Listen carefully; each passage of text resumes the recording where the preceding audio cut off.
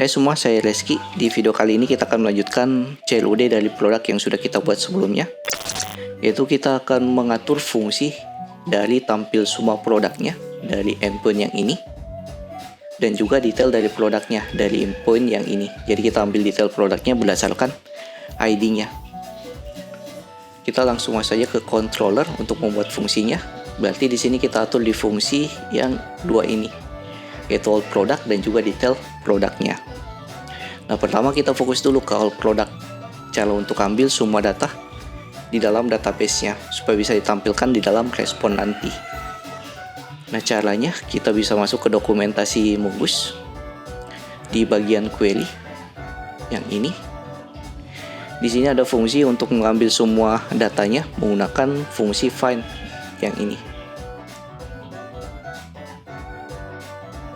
Dimana cara penulisannya itu kita panggil modelnya dulu, habis itu jalankan fungsi dari find, yang mana dia akan ngefilter atau menampilkan semua datanya. Nah, sebenarnya di dalam findnya ini bisa digunakan juga berdasarkan kondisi, tapi karena kita ingin menampilkan semua datanya, berarti kita langsung tampilkan findnya saja tanpa kasih kondisi dalamnya. Nah, kita langsung coba eksekusi. Di sini kita buat dulu variabel untuk menampung nilainya, const products atau const data, sama dengan panggil modelnya dulu product, kemudian titik find. Nah, jangan lupa di sini teman-teman gunakan await untuk mengatasi asinkronusnya, karena di sini kita async. Setelah itu kita wait di sini, dan kita lakukan return respon dengan status 200, kemudian kasih JSON. Message-nya apa? Contoh message-nya berhasil tampil semua produk. Dan tampilkan juga data yang kita dapatkan di dalam database, tampil ke responnya, yaitu data titik 2 data.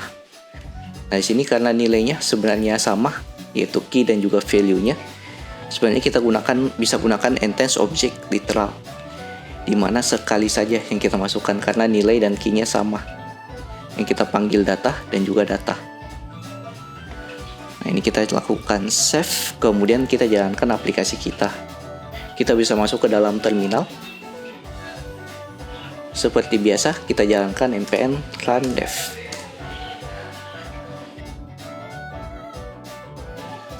Nah, kemudian kita bisa langsung testing di Postman.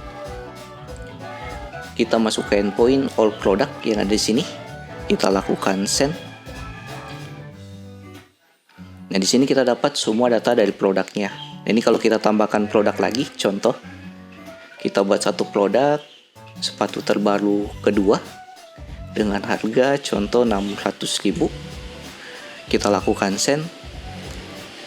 Nah, produknya berhasil terbuat. Nah, di sini juga akan bertambah lagi produknya kalau kita send. Dan semua datanya ini itu ambil dari database-nya. Ini data pertama, data kedua, di mana isiannya itu berupa array objek, di mana dalam sebuah array terdapat objek-objek dalamnya, di mana di dalam front end-nya dari respon yang kita terima kita bisa lakukan looping untuk menampilkan semua produknya nanti. Nah, setelah itu di sini kita sudah tampilkan semua produk. Selanjutnya kita coba buat fungsi detail dari produknya ini, yaitu mengambil data berdasarkan parameter ID di dalam endpoint-nya. Kita masuk lagi ke dalam codingan. Kita fokus lagi ke fungsi yang kedua, yaitu detail produk. Nah, masalahnya di sini bagaimana caranya kita ambil ID dari parameternya yang ada dalam router yang ini. Nah, caranya kita bisa gunakan request param dari Express.js.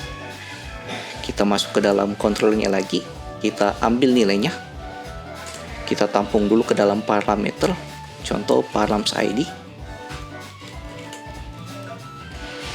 sama dengan request titik params titik ID.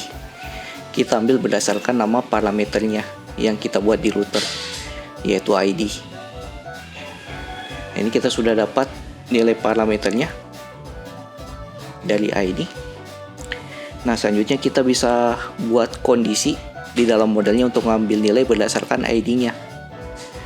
Kita bisa masuk ke dalam dokumentasi Munggus. Nah, cara ambil nilai berdasarkan parameter ID-nya di sini sudah ada di queries bagian find by ID. Di mana untuk nilainya nanti kita ambil berdasarkan parameter ID-nya atau ID yang ada di dalam database-nya. Untuk nampilin datanya atau menampilkan datanya nanti. Ini kita bisa langsung coba tes. Kita buat dulu berupa variabel const product. Oh ya, dan juga di sini harus berupa variabel const params ID. Kita kasih namanya product data sama dengan panggil modelnya, atau kita wait dulu. Wait product titik find by ID, di mana ID-nya ambil dari parameter ID-nya yang kita terima di variabel params ID. Params ID seperti ini. Dan di sini kita bisa langsung return respon dengan status 200 JSON. Kita tampilkan message-nya. Detail data produk berhasil ditampilkan. Kemudian tinggal tampilkan berupa data, nilainya yaitu produk data. Seperti ini. Ini kita lakukan testing dalam Postman. Kita ambil dulu parameter ID-nya yang kita ingin ambil detailnya. Contoh, saya ingin cek detail dari produk sepatu terbaru 2 ini. Kita ambil ID-nya. Kemudian kita pasang di dalam rutenya atau endpoint-nya langsung ke sini. Nah, kita lakukan send. Nah, di sini dia akan dapat detail dari datanya, di mana responnya itu dia cuma berupa objek. Beda dengan all product tadi yang berupa array objek. Nah, cuma di sini masih ada masalah di dalam detail produknya. Bagaimana jika ID-nya kita ubah? Nah, ini kan akhirannya AA. Kalau kita ubah jadi AB, send. Nah, di sini responnya malah bernilai 0. Kita coba atur responnya ini supaya jika ID yang kita masukkan itu salah, errornya tampil, yaitu 404 bukan 200. Kita masuk lagi ke dalam codingan, kita buat kondisi dalam sini. Jika not product data, jika produk datanya tidak ditemukan, maka kita throw new error, tampilkan message dari errornya. Kita buat di sini ID tidak ditemukan dan kasih respon dengan status 404, yaitu not found atau tidak ditemukan. Kita save. Dan juga kemarin itu sebenarnya ada yang salah di dalam modelnya. Untung ada yang ngasih tahu di dalam komen video sebelumnya, yaitu di sini harusnya tipe datanya number untuk stok bukan string. Nah, kita lanjut lagi ya. Di sini kita sudah buat kondisinya. Kemudian kita coba lagi dalam Postman. Kita lakukan di sini send. Nah, di sini dia akan tampil errornya ID tidak ditemukan dengan status 404, yaitu not found. Nah, tapi kalau kita masukkan ID-nya sudah benar, di sini tadi AA terakhirnya. Nah, dia akan menampilkan nilai dari detail datanya. Oke, mungkin sekian sedikit penjelasan untuk pembuatan detail dari produk. Di video berikutnya, kita akan coba membuat fungsi dari update produk dan juga delete produknya langsung. Jadi jika ada yang tanyakan, silahkan masuk ke grup Discord yang linknya ada di pin komen. Jangan lupa like, comment, dan subscribe. See you next video. Have a nice day and bye.